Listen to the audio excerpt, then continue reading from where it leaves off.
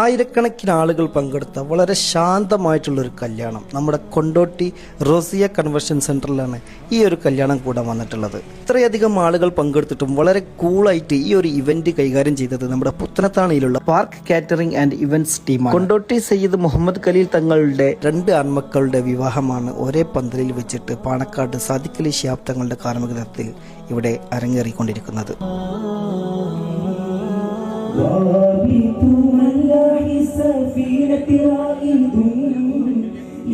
സ്ത്രീകൾക്കായി പ്രത്യേകം ടെന്റ് കെട്ടിയിട്ട് പ്രത്യേകമായിട്ടുള്ള ഒരു ഇരിപ്പിട സൗകര്യം തന്നെ ഒരുക്കിയിട്ടുണ്ടായിരുന്നു. കിച്ചണിലേക്ക് വന്നാൽ കൊതിയൂറും മട്ടൻ ബിരിയാണിയുടെയും ചിക്കൻ ബിരിയാണിയുടെയും ദമ്മിട്ട ചെമ്പുകൾ നിരത്തി വെച്ചിട്ടുണ്ടായിരുന്നു. കൂടാതെ 15ഓളം ഷവായ മെഷീനുകൾ നിരത്തി വെച്ചിട്ടായിരുന്നു ഇവരിവിടെ ഷവായ ഉണ്ടാക്കിയിരുന്നത്.